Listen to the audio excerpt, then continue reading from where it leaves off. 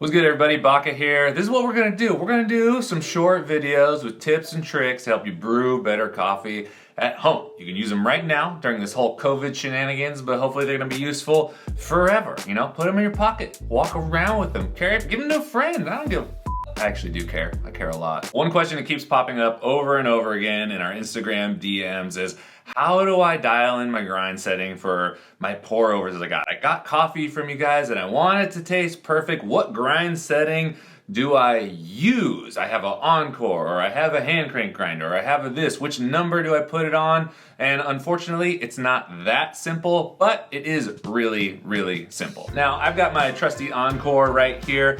I've got it set to a 20 to make my pour overs in the morning, but that doesn't mean that a 20 is gonna work for you.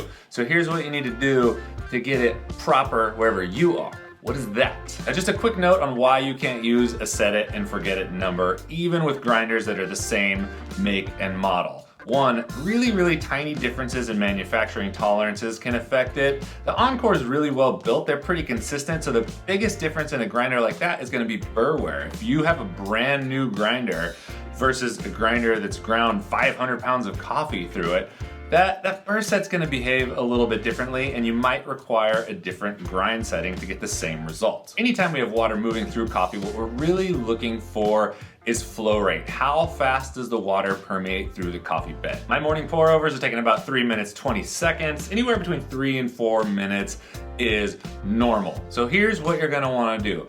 Pick a coffee to water ratio, anywhere between 1 to 15 and 1 to 17. If you don't know coffee to water ratios, we'll tackle that later. There's another video somewhere. Search, pick a coffee to water ratio, brew a pour over, time it. See how long it takes. If it brews really fast, faster than 3 minutes, you're gonna need to tighten up that grind to slow the flow rate down.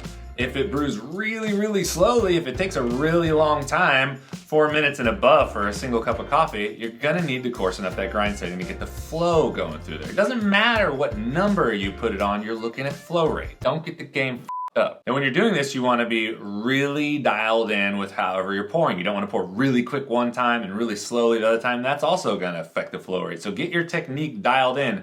Brewing coffee is really all about eliminating variables. Once you get in that 3 to 4 minute window, then you can start fine tuning from there. If the coffee's a little sour, tangy, or underdeveloped, your grind setting might be too coarse, you're gonna wanna fine it up. On the flip side, if the coffee's really dry and papery, leaves a bitter taste in your mouth, your grind setting might be too fine. You might wanna coarsen it up a little bit. Walk through that window. Wherever you end up is the number that you're gonna wanna use. It doesn't matter what that number is. It doesn't matter that my Encore set at a 20, you might have yours set at a 15 and it tastes delicious, and that's fine. You might have yours set at a 25 and it tastes delicious, and that's fine. It's not a big deal. You may notice that for different kinds of coffees with vastly different roast levels, that you might need to adjust your grind even if the coffee's from the same roaster. So if you had a single origin from us, like Karamakui, Peaberry, something from Kenya, and you brewed it, it's a little bit of a lighter roast, and then you switch to something like the night shift or the after party, much darker roast, that's gonna affect the flow rate of the coffee. That's because darker roasted coffees are more easily soluble than lighter roasted coffees. So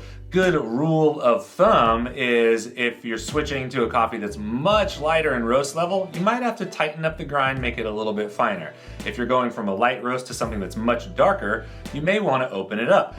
But again, the same litmus test applies. Really what you want to look at is the flow rate. How fast is the water permeating through the coffee? Hope that is helpful. And just remember, brewing coffee is not incredibly complicated. It's really simple. It's all about variable elimination, consistency, and then building your palate to be able to correlate the things that you're tasting with the adjustments that you're making, and that takes time.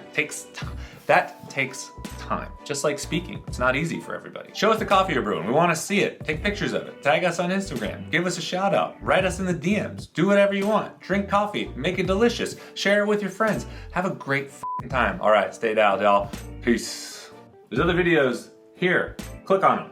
They're fun to watch. If you want to watch other videos, click here. If you want to connect with us, click down there. Click wherever you want. Click, it's the internet. ClickFest 86.